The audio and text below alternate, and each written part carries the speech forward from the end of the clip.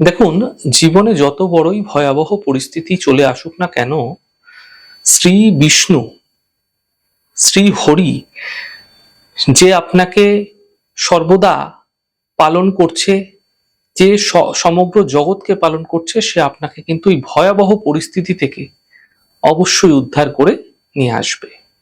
তাই ভগবান বিষ্ণুর একটি মহামন্ত্র আছে, তা মনে মনে জপ করলে কেউ না কেউ আপনাকে সাহায্য করার জন্য আপনার পাশে এসে দাঁড়িয়ে যাবেই।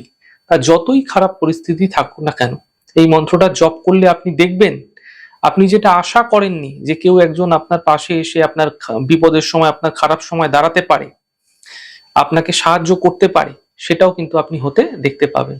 মন্ত্রটা হচ্ছে বিশক শ্রী বিষ্ণু।